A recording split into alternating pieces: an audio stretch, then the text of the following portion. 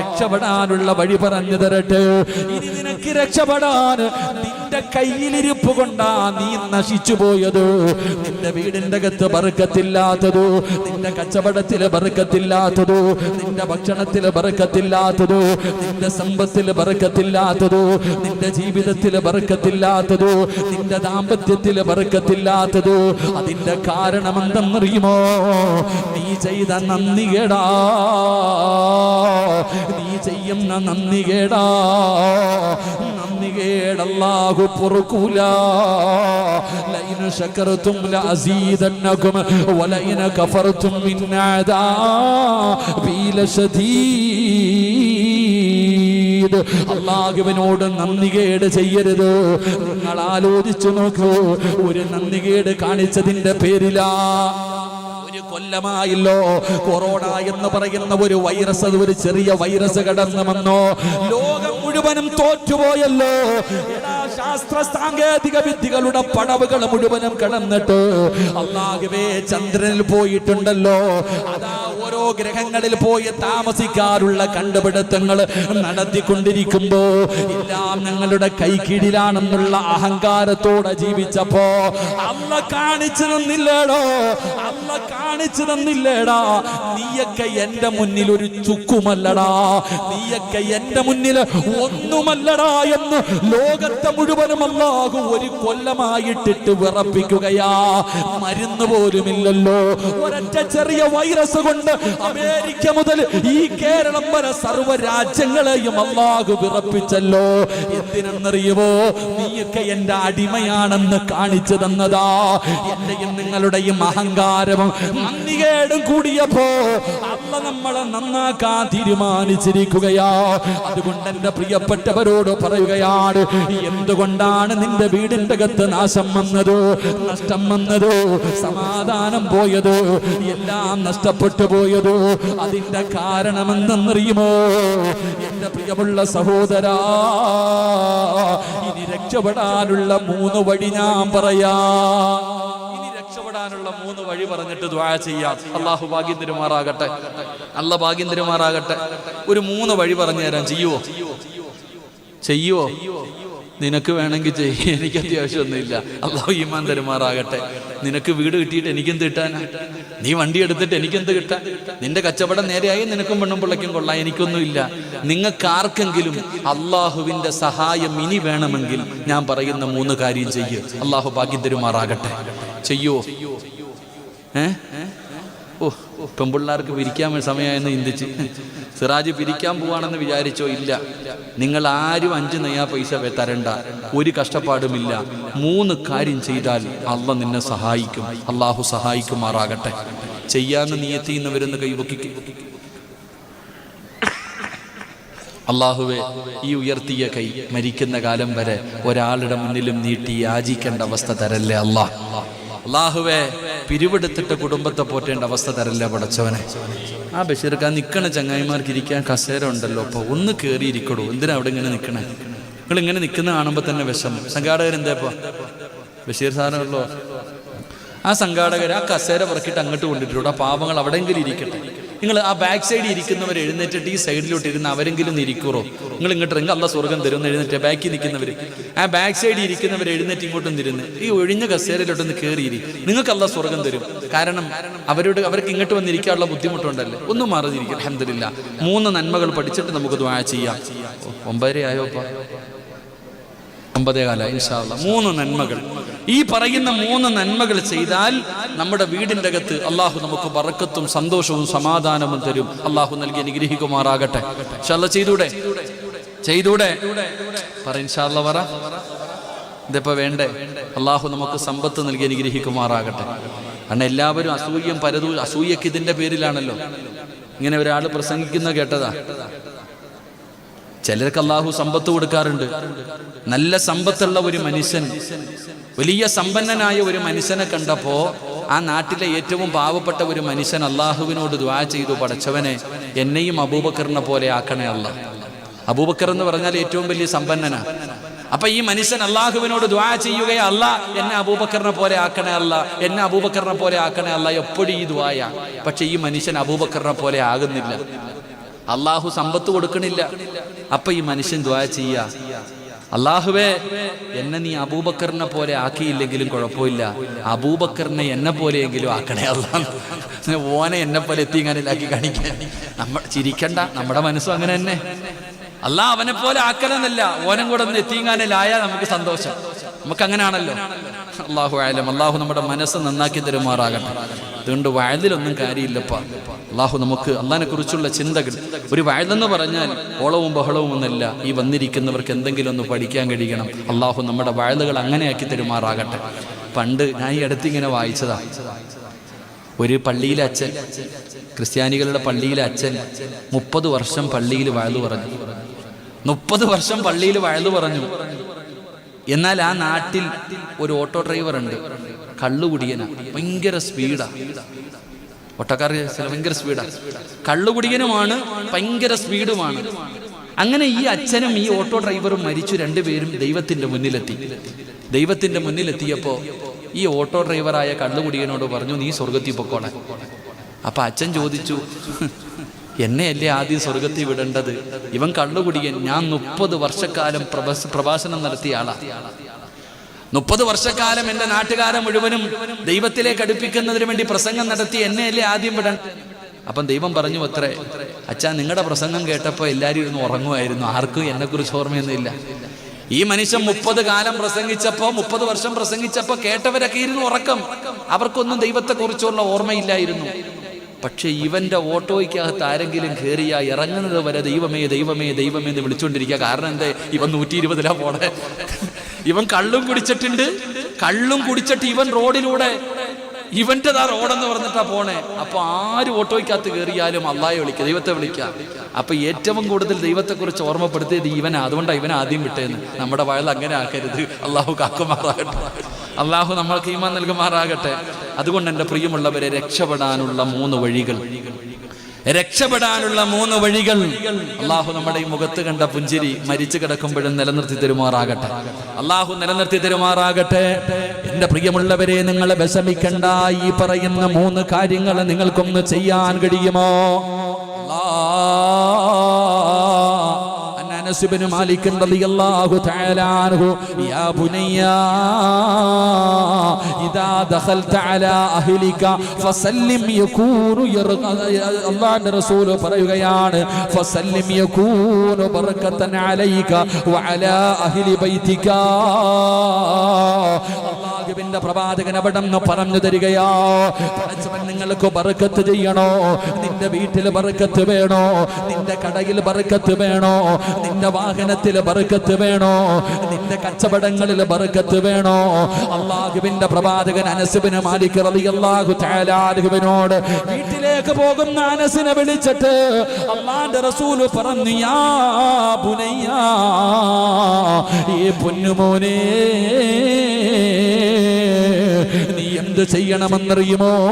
ഇദാ ദഖൽത അലാ അഹ്ലിക, നീ നിന്റെ കുടുംബത്തിലേക്ക് ചെന്നാൽ, നീ നിന്റെ വീടിന്റെ മുന്നിലേക്ക് ചെന്നാൽ, നീ വീടിന്റെ അകത്ത് കയറുന്നതിന് മുമ്പ് നീ പറയണേ, അസ്സലാമു അലൈക്കും വറഹ്മത്തുള്ളാഹി തആല വബറകാതുഹു.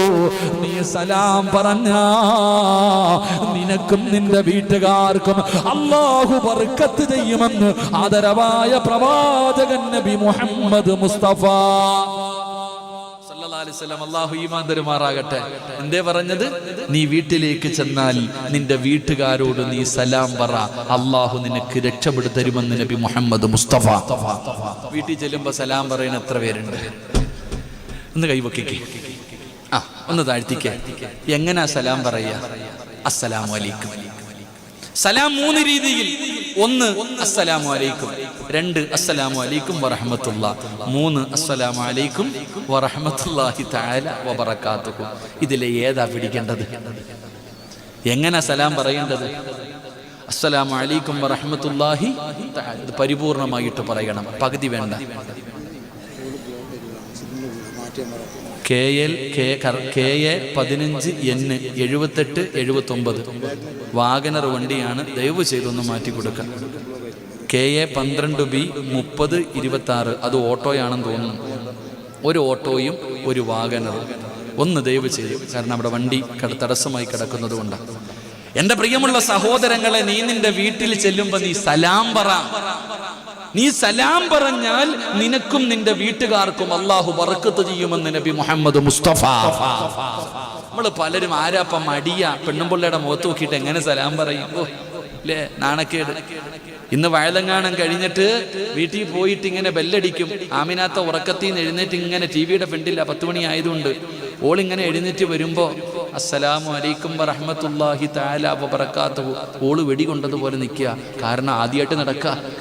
എന്ത് പറ്റി അല്ലാ ഇങ്ങാർക്ക്? വല്ലതും കൂടിയോ? അതാ ചിരിക്കണ്ട, നീ വീട്ടിൽ പോയി പറഞ്ഞു നോക്ക്. കാരണം ഇന്ന് വരെ നീ പറഞ്ഞിട്ടില്ല.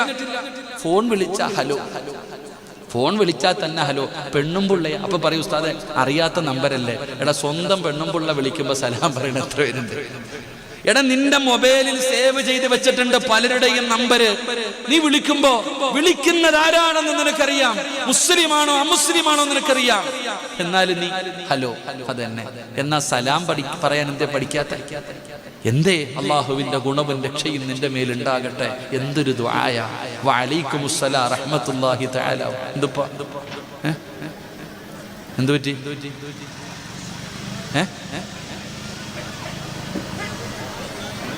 കുഴപ്പമൊന്നുമില്ല.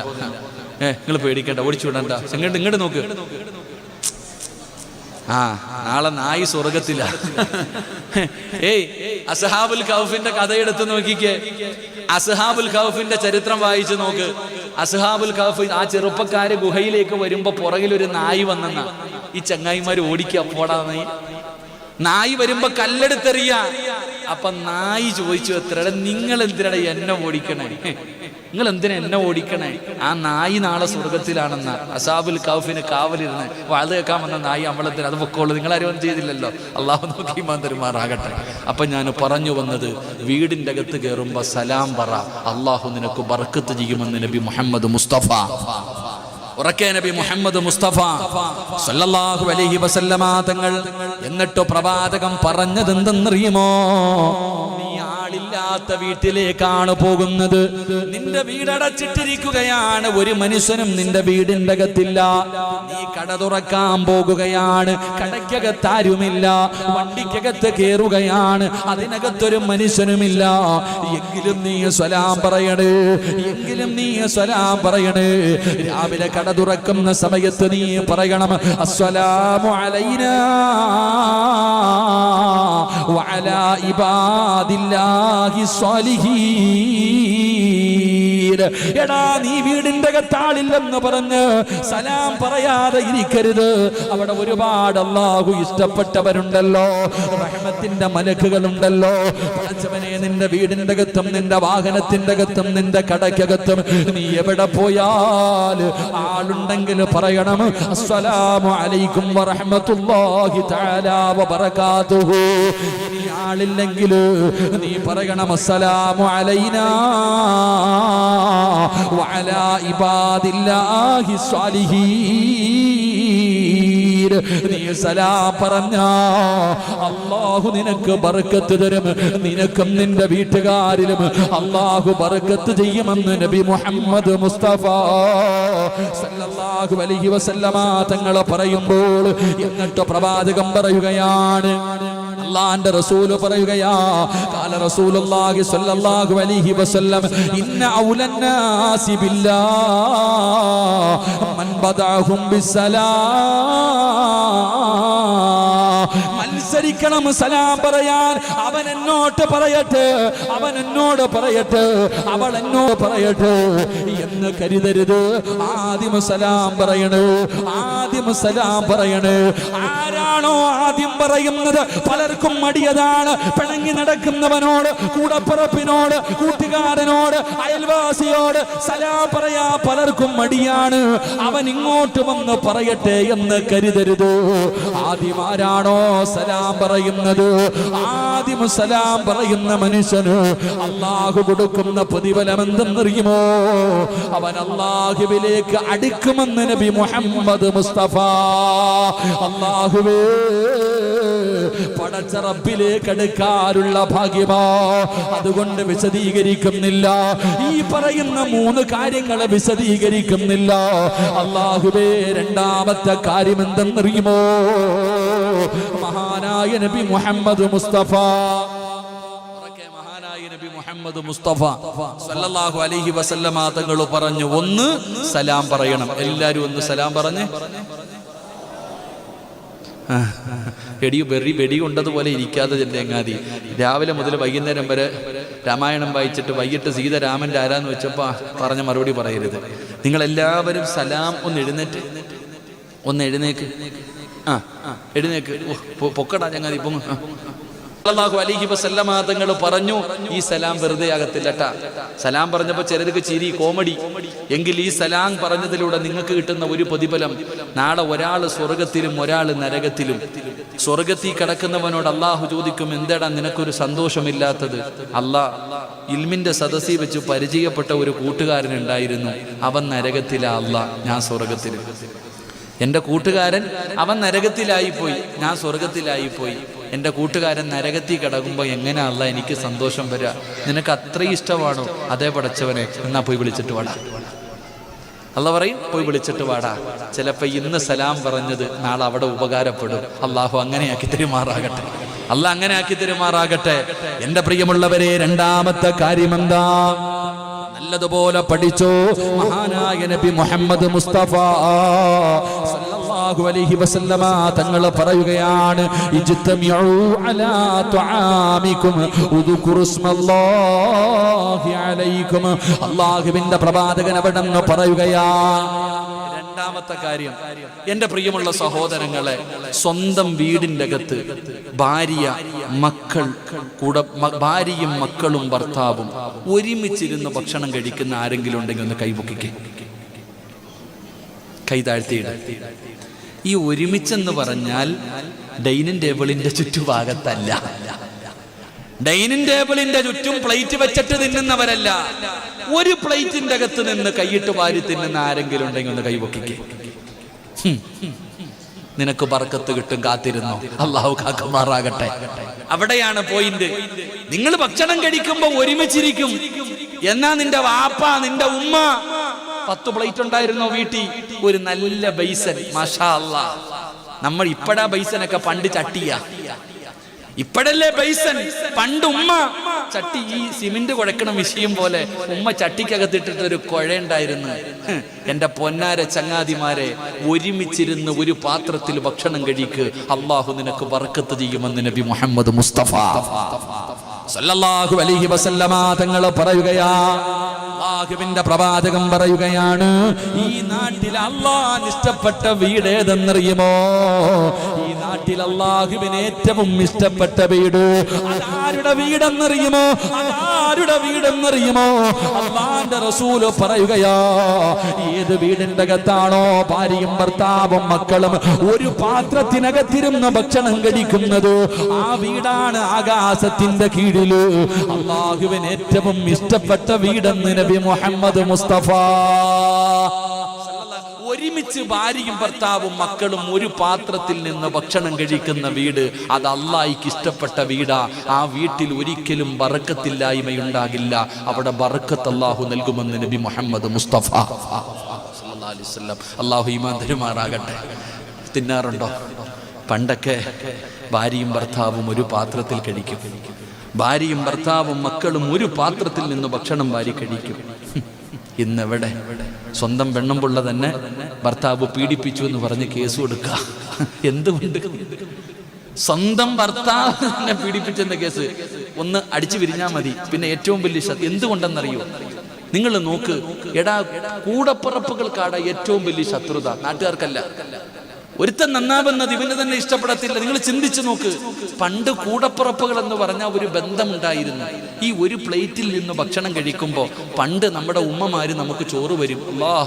പടച്ചോനെ, ഉമ്മ ഇങ്ങനെ കുഴയ്ക്കും, കറിയും ചമ്മന്തിയും രസമൊക്കെ ഇട്ടങ്ങോട്ട് കുഴച്ചിട്ട് ഉമ്മ ഇങ്ങനെ ചോദിക്കും, വേണോടാ? ഓടിച്ചെല്ലും താവുമ്മ എന്ന് പറഞ്ഞു അല്ലേ? അള്ളാഹു നമ്മുടെ ഉമ്മമാർ മരിച്ചു പോയവർക്ക് അള്ളാഹു പുറത്തു കൊടുക്കുമാറാകട്ടെ. ജീവിച്ചിരിക്കുന്നവർക്ക് അള്ളാഹു ദീർഘായുസ് നൽകുമാറാകട്ടെ. ഉമ്മാടെ കയ്യിൽ നിന്ന് ഭക്ഷണം വാങ്ങിച്ച് കഴിക്കാത്ത ഏതെങ്കിലും മക്കളുണ്ടോ? നമ്മളൊക്കെ കഴിച്ചിട്ടുണ്ട്. എന്നാൽ നിങ്ങൾ ഇന്ന് വീട്ടിൽ പോകണം. ഇന്ന് നിങ്ങൾ വീട്ടിൽ പോയിട്ട് ഒരു 5 വയസ്സ്, കൂടുതലൊന്നും വേണ്ട, ഒരു 5 or 6 വയസ്സുള്ള, ഒരു 4 or 5 വയസ്സുള്ള മകന്റെ മുന്നിൽ വെച്ചിട്ട് ചോറ് വാരി പാത്രത്തിൽ ഇട്ടിട്ട് ഇളക്കണം. കറിയും ചോറെല്ലാം കൂടി ഇട്ട് ഇങ്ങനെ അങ്ങോട്ട് കുഴച്ചിട്ട് ചോദിക്കണം, വേണോടാ? അവൻ പറയും പാപ്പ തിന്നോളാൻ. കാരണം അവൻ വേസ്റ്റ് എന്നാ വിചാരിക്കണേ. ഉപ്പ കൈയിട്ടാ പിന്നെ ആര് തിന്നാൻ? നിങ്ങൾ ചിരിച്ചതല്ല, നിങ്ങൾ ചെയ്തു നോക്ക്. നിന്റെ മകന്റെ മുന്നിൽ വെച്ച് നീ ചോറിളക്കിയിട്ട് വേണോന്ന് ചോദിര്, അവന് വേണം. ഒരാൾ കൈയിട്ട് തിന്നാൻ പാടില്ല. സ്വന്തം വാപ്പയാണെങ്കിലും ഉമ്മയാണെങ്കിലും എന്തിന്? നീ തിന്നതിന്റെ ബാക്കി നിന്റെ പെണ്ണുമ്പോൾ തിന്നോ? നീ കഴിച്ചതിന്റെ ബാക്കി നിന്റെ ഭാര്യ തിന്നോ? തിന്നൂല്ല. കാരണം എന്തേ? അങ്ങനെ പഠിച്ചിട്ടില്ല. എന്റെ പ്രിയപ്പെട്ട സഹോദരങ്ങളെ, ഹാരിസിന്റെ മകൻ മുഹമ്മദ്, ബാക്കി എന്താ, മുഹമ്മദ് അമീൻ ഇവിടെ ഉണ്ടെങ്കിൽ, മുഹമ്മദ് അമീൻ എന്ന് പറഞ്ഞ മോനുണ്ടെങ്കിൽ ഒന്ന് കൈവക്കിക്കുക. മോൻ ഇവിടെ ഉണ്ടെങ്കിൽ അവൻ ഫ്രണ്ടി ഇരുന്ന് വാത് കേൾക്കുന്നുണ്ട്. പാപ്പ ടെൻഷനൊന്നും അടിക്കേണ്ട, അവൻ സ്വർഗത്തിയുണ്ട്, നീ അവിടെ തന്നെ ഇരുന്നോ. പാപ്പ ടെൻഷനില്ല, മോനെ കാണുന്നില്ലെന്ന്. പാപ്പ സ്വർഗത്തിന്റെ പാപ്പ പുറത്തും മോൻ സ്വർഗത്തിന്റെ മുന്നിലുവാ. അള്ളാഹു അവന്റെ കൈ പിടിച്ചു പോകാൻ പാപ്പയ്ക്ക് ഭാഗ്യം കൊടുക്കുമാറാകട്ടെ. എന്റെ പ്രിയമുള്ള സഹോദരങ്ങളെ, നിങ്ങൾ വീടിന്റെ അകത്ത് ഒരുമിച്ചിരുന്ന് ഭക്ഷണം കഴിക്ക്. ഒരു ഭാര്യയും ഭർത്താവും കൂടെ ഒരു പാത്രത്തിന്റെ അകത്തുനിന്ന് ഭക്ഷണം കഴിക്കുമ്പോ മനസ്സുകൾ തമ്മിൽ സ്നേഹമുണ്ട്, മനസ്സുകൾ തമ്മിൽ അടുക്കുകയാ, സ്നേഹബന്ധങ്ങളുണ്ട്. ഉമ്മയാരാ, ഉപ്പയാരാ, കൂടപ്പുറപ്പാരാ, ഒരു ബന്ധമുണ്ടായിരുന്നു. ഇന്നങ്ങനല്ല. ഉമ്മ അടുക്കളയിൽ, ഉമ്മ ഭക്ഷണം കഴിക്കുന്നത് അടുക്കളയിൽ, മകള് ടിവിയുടെ മുന്നിൽ, വാപ്പ ജോലിയും കഴിഞ്ഞ് എപ്പോഴെങ്കിലും വന്ന് തിന്നു. ഇതന്നെ, ഒരുമിച്ചിരുന്ന് കഴിക്കുന്നില്ല. അതുകൊണ്ട് അള്ളാഹു നിന്റെ ജീവിതത്തിൽ ബറക്കത്ത് ചെയ്യണോ, നാളെ രാവിലെ പോയിട്ട് നല്ല ഒരു ബൈസം വാങ്ങും. നല്ലൊരു ബൈസം വാങ്ങിയിട്ട് എന്ത് ചെയ്യണം? ഒരുമിച്ചിരുന്നിട്ട് എല്ലാവരും കൂടെ ഭക്ഷണം കഴിക്ക്. നിന്റെ ജീവിതത്തിൽ ബറക്കത്തുണ്ടാകും. അള്ളാഹു ഭാഗ്യം തരുമാറാകട്ടെ. ഇൻഷാ അല്ലാ, ഇൻഷാ അല്ലാ. കഴിക്കാന്ന് നിയ്യത്ത് ചെയ്യുന്നവരെ കൈവക്കിക്ക്. ഇന്ന് രാത്രി മുതൽ ഒരുമിച്ചിരുന്ന് ഭക്ഷണം കഴിച്ചു പഠിക്ക്. അള്ളാഹു നമുക്ക് ബറക്കത്ത് ചെയ്യുമാറാകട്ടെ. 3 എന്റെ പ്രിയമുള്ള സഹോദരങ്ങളെ, ഞാൻ നിർത്തുകയാണ്. അല്ലാഹുവിന്റെ പ്രവാചകൻ സല്ലല്ലാഹു അലൈഹി വസല്ലമ തങ്ങൾ പറയുകയാ, ഈ 2 കാര്യങ്ങൾ നിങ്ങൾ ചെയ്തതിലൂടെ നിങ്ങൾക്ക് ബർക്കത്താണ്. 3ാമത്തെ കാര്യം എന്തെന്നറിയുമോ?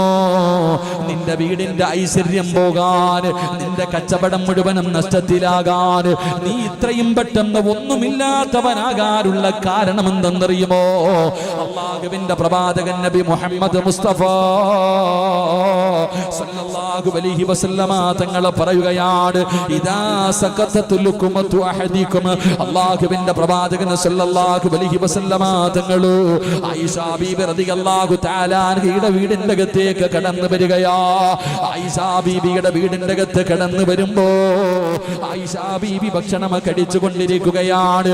ആ കഴിച്ചുകൊണ്ടിരിക്കുന്ന സമയത്ത് ഒരൽപ്പം ഭക്ഷണം പാത്രത്തിന്റെ താഴെ വീഴുകയാ. അല്ലാഹുവിന്റെ റസൂലിന്റെ മുഖമൊക്കെ വാടുകയാണ്, പ്രവാചകന്റെ മുഖമൊക്കെ വല്ലാത്ത വാടുകയാണ്. എന്നിട്ട് പ്രവാചകൻ അവിടെ നിന്ന് പറയുകയാ, ആയിഷ, ആ താഴെ കിടക്കുന്ന ഭക്ഷണം എടുത്ത് കഴിക്കുക ആയിഷ. എന്റെ പ്രിയമുള്ളവരെ, ഞാനും നിങ്ങളും ഭക്ഷണം കഴിക്കുമല്ലോ. ആ ഭക്ഷണം കഴിക്കുന്ന സമയത്ത് നമ്മുടെ പാത്രത്തിൽ നിന്ന് താഴെ വീടുന്ന ഭക്ഷണം എടുത്ത് കഴിക്കാറില്ലല്ലോ. അത് വേസ്റ്റാണെന്ന് കരുതുന്നവരാണല്ലോ. അത് വേസ്റ്റാണല്ലോ. നിന്റെ ദീനം തേടാ പഠിപ്പിച്ചത്? അല്ലാഹുവിന്റെ പ്രവാചകൻ എന്തേ പഠിപ്പിച്ചത്? ആ താഴെ വീണ ഭക്ഷണം നിന്റെ ഇടത് കൈ കൊണ്ടെടുത്തിട്ട് അത് നീ വൃത്തിയാക്കിയിട്ട് കഴിക്കൂ. അല്ലാഹു നിനക്ക് ബർക്കത്ത് ചെയ്യുമെന്ന് ആദരവായ പ്രവാചകൻ നബി മുഹമ്മദ് മുസ്തഫ സല്ലല്ലാഹു അലൈഹി വസല്ലമ തങ്ങൾ പറയുകയാ, ആ താഴെ വീണ ഭക്ഷണം നീ നിസാരമായി കാണരുത്. അങ്ങനെ നീ അല്ലാഹു ചെയ്ത ഒരു നിഅമത്ത്, അല്ലാഹു ചെയ്ത ചെയ്ത നിഅമത്താണടാ ഭക്ഷണം നിനക്ക് തന്നത്. ആ നിഅമത്തിനെ നീ, ആ നിഅമത്തായ ഭക്ഷണത്തിന് നീ നിസാരമായി കണ്ടപ്പോ, അതാ പാത്രത്തിൽ നിന്ന് താഴെ വീണ ഭക്ഷണത്തെ നീ നിസാരമായിട്ട് അത് വേസ്റ്റായി നീ കണ്ടപ്പോ, അല്ലാഹുവിന്റെ റസൂൽ ആയിഷ ബീവിയോട് പറയുകയാ, ആയിഷ താഴെ വീണ ഭക്ഷണം എടുക്കൂ, അത് അല്ലാഹു ചെയ്ത നിഅമത്താ, അത് നിനക്ക് അല്ലാഹു ചെയ്ത അനുഗ്രഹമാ. അതിനെ നീ നിന്ദിച്ചാ അല്ലാഹു നിനക്ക് നഷ്ടം തരും ആയിഷ. നിന്റെ ജീവിതം ഇങ്ങനെയാകാൻ, എത്ര കിട്ടിയാലും തികയാത്തത്, തിന്നാ വയറ് നിറയാത്തത്, എടാ നീ സർവ്വതും നഷ്ടപ്പെട്ടു പോകാനുള്ള കാരണം എന്തെന്നറിയുമോ? അല്ല നിനക്ക് തന്ന റിസ്കിനെ നീ കളഞ്ഞതിന്റെ പേരിലാ. അല്ലാഹു നിനക്ക് ചെയ്ത നിഅമത്തിനെ നീ നിന്ദിച്ചതിന്റെ പേരിലാടാ അല്ല നിനക്ക് ഈ നഷ്ടം തന്നത്. അല്ല നിനക്ക് ഈ നഷ്ടം തന്നത്. താഴെ വീണ ഭക്ഷണം എടുത്ത് കഴിക്കാൻ നീ നിന്റെ ഭാര്യയോട് പറഞ്ഞിട്ടുണ്ടോ? നിന്റെ മക്കളെ നീ പഠിപ്പിച്ചിട്ടുണ്ടോ? വാരിക്കളയുകയല്ലേ. എത്ര ഭക്ഷണമാ വാരിക്കളയുന്നത്. ആ കളഞ്ഞത് നന്ദികേടായിരുന്നടാ. ആ നന്ദികേട് കാണിച്ചത് കൊണ്ടാ അല്ല നിന്നെ ഇല്ലാതാക്കിയത്. അല്ല നീ നന്ദികേട് കാണിച്ചത് കൊണ്ടാണ് റബ്ബ് തരുന്നത് നിർത്തിക്കളഞ്ഞത്. അല്ലാഹു തന്ന ബർക്കത്ത് തിരിച്ചെടുത്തത് നിന്റെ നാശത്തിന് കാരണമാ. ഇത് ഞാൻ പറഞ്ഞതല്ല, മുത്തുനബിയാണ് കരഞ്ഞുകൊണ്ട് ആയിഷയോട് പറഞ്ഞു, ആയിഷ എടുത്ത് കടിക്ക ആയിഷ, ഇല്ലെങ്കിൽ അല്ല നിന്നെ വെറുതെ വിടൂല. എന്റെ പ്രിയമുള്ളവരെ, ഞാനും നിങ്ങളും എത്ര ഭക്ഷണത്തെയാണ് നിന്ദിച്ചു കളഞ്ഞത്. താഴെ വീണ ഭാര്യയും മക്കളും ഒരുമിച്ചിരുന്നു ഭക്ഷണം കഴിക്കുമ്പോ ആ താഴെ വീണ ഭക്ഷണം അല്ലാഹു നിനക്ക് ചെയ്ത നിഅമത്തല്ലേ. ഒരു നേരത്തിന് അന്നത്തിന് വകയില്ലാതെ എത്ര പേര് കഷ്ടപ്പെടുന്നു ലോകത്ത്, എത്ര പേര് കഷ്ടപ്പെടുന്നു. ആ സമയത്ത് താഴെ വീണത് നീ നിന്ദിച്ചപ്പോ നിന്റെ ജീവിതത്തിൽ ഐശ്വര്യം അല്ലാഹു തിരിച്ചെടുത്തു. അല്ലാഹു കാത്തിരക്ഷിക്കുമാറാകട്ടെ, അല്ലാഹു കാത്തിരക്ഷിക്കുമാറാകട്ടെ. എന്നാൽ ബറക്കത്തേതില്ല. ആ താഴെ കിടക്കണ ചോറില്ല, എടുത്ത് കഴിക്ക്. ആ താഴെ വീണ ഭക്ഷണം ഇടത് കൈകൊണ്ട് വൃത്തിയാക്കിയിട്ട് നീ കഴിക്ക്. അല്ലാഹു നിനക്ക് ബറക്കത്ത് തരും, അല്ലാഹു നിനക്ക് അഭിവൃദ്ധി തരും, അല്ലാഹുവിന്റെ സഹായം നിനക്ക് ലഭിക്കുമെന്ന് ആദരവായ പ്രവാചകൻ നബി മുഹമ്മദ് മുസ്തഫ. ഉറക്കെ ആദരവായ പ്രവാചകൻ നബി മുഹമ്മദ് മുസ്തഫ. അല്ലാഹു നമുക്ക് ഈമാൻ നൽകുമാറാകട്ടെ. പ്രിയപ്പെട്ടവരോട് ഞാൻ പറയുന്നു, അല്ലാഹു നിങ്ങൾക്ക് തരുന്ന ഒറ്റ പ്രതിഫലം ഞാൻ പറയാം. ഈ മദ്രസയിൽ പഠിക്കുന്ന ഓരോ യതീമായ മകളെയും നിങ്ങളെ കൊണ്ട് കഴിയണം. ഉസ്താദ് ഇവിടെ പഠിക്കുന്ന ഒരു മകൾ, ആ മകൾ എന്റെ മകളാ, ഞാൻ ഏറ്റെടുത്തേക്കാം. എന്റെ പൊന്നുമോളെ പോലെ എത്രയോ മക്കൾ എനിക്കുണ്ട്. ഞാൻ ഈ യതീമായ ഒരു മോൾ, അവൾക്ക് വാപ്പയില്ലെന്ന് ആരാ പറഞ്ഞത്? ഞാൻ എടുക്കാം. ആ യതീമായ കുട്ടിക്ക് വേണ്ട ചെലവ് ഞാൻ കൊടുക്കാം എന്ന് നിങ്ങൾക്ക് ആർക്കെങ്കിലും ഒന്ന് എടുക്കാൻ കഴിയുമോ? ഇവിടെ പഠിക്കുന്ന ഏതെങ്കിലും ഒരു പൊന്നുമോള്, ആ പൊന്നുമോളെ ഉസ്താദേ എന്റെ സ്വന്തം മകളെ പോലെ ഞാൻ നോക്കിക്കൊള്ളാം, ആ മകൾക്ക് കഴിക്കാനുള്ള ഭക്ഷണം ഞാൻ തരാം ഉസ്താദ്, ആ പൊന്നുമോൾക്കുള്ള കഴിക്കാനുള്ള ഭക്ഷണത്തിന്റെ പൈസ ഞാൻ തരാം. അല്ലാഹു തരുന്ന പ്രതിഫലം അറിയണോ? അല്ലാഹു തരുന്ന പ്രതിഫലം അറിയണോ? മുഖറബുൽ അംലാക്ക് മലക്ക് ജിബ്രീൽ അലൈഹിസ്സലാം അല്ലാഹുവിന്റെ പ്രവാചകന്റെ മുന്നിലേക്ക് കടന്നു വരികയാ. യാ റസൂലല്ലാഹ്, അല്ലാഹു തആല അൻഹു നാളെ പ്രവാചകന്റെ മുന്നിലേക്ക് കടന്നു വരും യാത്ര പറയാൻ. അവിടുന്ന് യാത്ര പറയാൻ കടന്നു വരുമ്പോ നല്ലതുപോലെ യാത്രയാക്കിക്കോ നബിയേ. ഇനി തിരിച്ചു വരില്ല നബിയേ, ഇനി തിരിച്ചു വരില്ല നബിയേ. അല്ലാഹുവിന്റെ റസൂലിന്റെ മുന്നിൽ ജിബ്രീൽ എന്ന് പറയുന്ന മലക്ക് വന്ന് പറഞ്ഞു കൊടുക്കുകയാ. അല്ലാഹുവിന്റെ പ്രവാചകൻ സല്ലല്ലാഹു അലൈഹി വസല്ലമ തങ്ങള് അതാ അബ്ദുറഹ്മാൻ ഇബ്നു ഔഫ് റളിയല്ലാഹു തആല അൻഹു പ്രവാചകന്റെ മുന്നിലേക്ക് കടന്നു വരികയാണ്. യാത്ര പോകുകയാണ്. സഹാബികൾ കൂടെയുണ്ട്. എല്ലാവരും പ്രവാചകന്റെ മുന്നിൽ വന്ന് സലാം പറഞ്ഞു.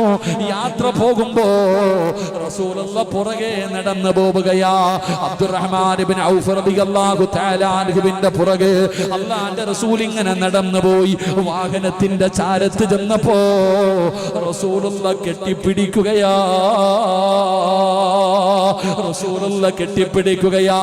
അബ്ദുറഹ്മാൻ ഇബ്നു ഔഫ് തങ്ങൾക്ക് അത്ഭുതമായി. എന്തേ മുത്തുനബി എന്നെ ഇങ്ങനെ കെട്ടിപ്പിടിക്കുന്നത്? ഇതുപോലെ പ്രവാചകൻ ഇങ്ങനെ യാത്ര പറഞ്ഞിട്ടില്ലല്ലോ. യാത്രയ്ക്ക് പോകുമ്പോഴും റസൂലുള്ള എന്നെ ഇതുപോലെ യാത്ര അയച്ചിട്ടില്ല. ഇന്നെന്തേ ഒരു പ്രത്യേകത, ഇന്നെന്തേ ഒരു പ്രത്യേകത. റസൂലുള്ള അവിടെ നിന്ന് യാത്രയാക്കുകയാണ്. പ്രവാചകൻ കെട്ടിപ്പിടിച്ചു. കാരണം ഇനി മയ്യത്തെ കൊണ്ടുവരൂ, ഈ സഹാബിനെ തിരിച്ചു വരില്ല, പോകുന്ന പോക്കിലും മരിക്കുകയാണ്. ജിബ്രീലാണ് വന്ന് പറഞ്ഞത്. അല്ലാഹുവിന്റെ പ്രവാചകൻ അവിടെ നിന്ന് യാത്രയാക്കി തിരിച്ചു വരുമ്പോ സ്വഹാബത്ത് ചോദിക്കുന്നു, നബിയേ യാ റസൂലല്ലാഹ്, എന്തേ നബിയേ ഇന്നൊരു വല്ലാത്ത പ്രത്യേകത. റസൂലുള്ളാഹിയുടെ കണ്ണ് നിറയുന്നുണ്ട്, മുത്തുനബിയുടെ കണ്ണ് നിറയുന്നുണ്ട്. പ്രവാചകന് പറയാൻ കഴിയില്ലല്ലോ ഇനി ഈ സഹാബി തിരിച്ചു വരില്ലെന്ന്. അല്ലാഹുവിന്റെ പ്രവാചകൻ അവിടെ നിന്ന് പറഞ്ഞു, നിങ്ങൾക്ക് പിന്നീട് മനസ്സിലാകും സഹാബ, ഈ പെൺമക്കൾക്ക് ഭക്ഷണം കൊടുക്കുന്നവർ, ഈ യതീമായ മക്കളെ പോറ്റുന്നവർ, ഈ യതീഖാനയ്ക്ക് വേണ്ടി 1 രൂപ കൊടുക്കുന്നവർ, അല്ലാഹ് നിങ്ങൾക്ക് തരുന്ന പ്രതിഫലം അറിയണോ? മഹാനായ പ്രവാചകൻ സല്ലല്ലാഹു അലൈഹി വസല്ലമ തങ്ങൾ അബ്ദുറഹ്മാൻ ഇബ്നു ഔഫ് തങ്ങളെ യാത്രയാക്കുകയാണ്. പടച്ചവനെ, ഒരു ദിവസം അല്ലാഹുവിന്റെ റസൂൽ സഹാബത്തിന്റെ മുന്നിലിരിക്കുമ്പോ മസ്ജിദുൻ നബവിയിൽ മുത്തുനബിയുടെ മുന്നിൽ ഒരു സഹാബി വരികയാ. ആരാ കടന്നു വരുന്നത്? അബ്ദുറഹ്മാൻ ഇബ്നു ഔഫ് റളിയല്ലാഹു തആല അൻഹു ജീവനോടെ തിരിച്ചു വരികയാ. ജിബ്രീൽ മരിച്ചു പോകുമെന്ന് പറഞ്ഞ സ്വഹാബി, ഇനി തിരിച്ചു വരില്ലെന്ന് പറഞ്ഞ സ്വഹാബി, മുത്തുനബി യാത്രയാക്കിയ സഹാബി റസൂലുള്ളാഹിയുടെ മുന്നിൽ ജീവനോടെ കയറി വന്നിട്ട്, യാ റസൂലല്ലാഹ്, മുത്തുനബിയോട് സലാം പറയുകയാ. റസൂലുള്ളാഹി അത്ഭുതമായി, മുത്തുനബി അത്ഭുതമായി. എന്തേ സംഭവിച്ചത്, എന്തേ സംഭവിച്ചത്? അല്ലാഹുവിന്റെ റസൂൽ ചോദിക്കുന്നു, ജിബ്രീലേ എന്തേ സംഭവിച്ചത്? യാ റസൂലല്ലാഹ്, അല്ലാഹുവിന്റെ നബിയേ, ഇവരിങ്ങനെ യാത്ര പോയപ്പോ വല്ലാത്ത ക്ഷീണമായി. എല്ലാവരും പറഞ്ഞു, നമുക്കൊരിടത്ത് കിടക്കാം. അബ്ദുറഹ്മാൻ ഇബ്നു ഔഫ് തങ്ങളോട് എല്ലാവരും പറഞ്ഞു, നമുക്കൊന്ന് റെസ്റ്റ് എടുക്കാം. പടച്ചവനെ, അങ്ങനെ എല്ലാവരും ഒരു സ്ഥലം കണ്ടെടുത്തു. അതിന്റെ പരിസരത്തൊരു വീടുണ്ട്. സഹാബികൾ ആ വീടിന്റെ മുന്നിൽ ചെന്നു. എന്നിട്ട് പറഞ്ഞു, ഞങ്ങൾ അല്ലാഹുവിന്റെ റസൂലിന്റെ സ്വഹാബികളാ, ഞങ്ങൾക്കൽപ്പം ഭക്ഷണം വെച്ച് തരുമോ? ഞങ്ങൾക്കൽപ്പം ഭക്ഷണം വെച്ച് തരുമോ? ഒരു പ്രായമുള്ള ഉമ്മയോട് പറയുമ്പോ ആ ഉമ്മ റസൂലുള്ളാഹിയുടെ സഹാബത്തെന്ന് കേൾക്കുമ്പോ അവിടെന്ന് പറഞ്ഞു, ഞങ്ങളുടെ ഭക്ഷണം വെച്ച് തരാ. എല്ലാവരും പോയി കിടന്നു. അവസാനം എഴുന്നേറ്റ് കഴിയുമ്പോ എല്ലാവർക്കും ഭക്ഷണം തയ്യാറാക്കി വെച്ചിരിക്കുകയാ. എല്ലാവരും ഭക്ഷണം കഴിച്ചു. എന്നിട്ട് അബ്ദുറഹ്മാൻ ഇബ്നു ഔഫ് റളിയല്ലാഹു തആല അൻഹുവിനോട് സ്വഹാബികൾ പറഞ്ഞു, തങ്ങള് ആ കാണുന്ന വീട്ടിൽ ഉമ്മയല്ലാതെ വേറെ ആരോ ഉണ്ട്. ആ പ്രായമുള്ള ഉമ്മയ്ക്ക് ഒറ്റയ്ക്ക് ഇത്രയും ഭക്ഷണം വെച്ച് തരാൻ കഴിയില്ല. അവിടെ വേറെ ആരോ ഉണ്ട്. അങ്ങനെ അബ്ദുറഹ്മാൻ ഇബ്നു ഔഫ് റളിയല്ലാഹു തആല അൻഹു ആ വീടിന്റെ മുന്നിൽ ചെന്നു. എന്നിട്ട് ചോദിക്കുന്നു, ഉമ്മ, നിങ്ങളല്ലാതെ വേറെ ആരെങ്കിലും ഇവിടെയുണ്ടോ? ആ സമയത്ത് ഉമ്മ പറയുകയാ, യതീമായ 2 പെൺമക്കളുണ്ട്. ഈ വീടിന്റെ അകത്ത് പ്രായം ചെന്ന യതീമായ 2 പെൺമക്കളുണ്ട്. എന്റെ മക്കളെ കെട്ടിച്ചു കൊടുക്കാൻ എന്റെ കയ്യിൽ ഒന്നുമില്ല. അവർക്ക് ഒരുപാട് വയസ്സായി. കെട്ടിച്ചു കൊടുക്കാൻ എന്റെ കയ്യിൽ ഒന്നുമില്ല. ഒന്നുമില്ലാത്തത് കാരണം ആരും വരാറുമില്ല. യതീമായ 2 പെൺമക്കള് വീടിന്റെ അകത്തുണ്ടെന്ന് പറയുമ്പോ അബ്ദുറഹ്മാൻ ഇബ്നു ഔഫ് റളിയല്ലാഹു തആല അൻഹു അവിടത്തെ കണ്ണ് നിറയുകയാണ്. അവിടെന്ന് പറഞ്ഞു, ഉമ്മ, ഞാനുണ്ടുമ്മ, ഈ പെൺമക്കളെ കെട്ടിച്ചു കൊടുക്കാൻ ഞാൻ തയ്യാറാ. സഹാബികളോട് ചോദിച്ചു, ആരാ കെട്ടുന്നത്? ഈ യതീമായ 2 പെൺമക്കൾ ആരാ വിവാഹം കഴിക്കുന്നത്? ഞാൻ തരാം ആവശ്യമുള്ള സമ്പത്ത്, ആർക്ക് വേണമെങ്കിലും കെട്ടാ, ഞാൻ തരാ സമ്പത്തെന്ന് പറഞ്ഞിട്ട് ആ 2 യതീമായ മക്കളെ കെട്ടിച്ചു കൊടുക്കുകയാ. റസൂലുള്ളാഹിയോട് പറയുന്നേ, അസ്റായീൽ റൂഹ് പിടിക്കാൻ ഇറങ്ങി വരികയാണ്. അസ്റായിൽ റൂഹ് പിടിക്കാൻ ഇറങ്ങി വരുന്ന സമയത്താണ് അബ്ദുറഹ്മാൻ ഇബ്നു ഔഫ് റളിയല്ലാഹു തആല അൻഹു ഈ രണ്ട് പെമ്മക്കളെ കെട്ടിച്ചു കൊടുക്കുന്നത്.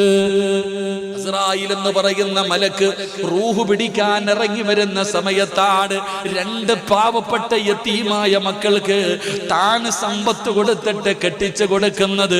അല്ലാഹു വിളിക്കുന്നു, അസ്റായിലേ റൂഹ് പിടിക്കണ്ട, തിരിച്ചു വന്നേക്കാൻ. റസൂലുള്ളാഹിയോട് പറയുന്നു, നബിയേ ആ രണ്ട് പെമ്മക്കളെ കെട്ടിച്ചു കൊടുത്തത് കാരണം ആ സ്വഹാബിക്ക് അല്ലാഹു ആയുസ് നീട്ടിക്കൊടുത്തു നബിയേ. ഇത് ചരിത്രവാ സഹോദരാ.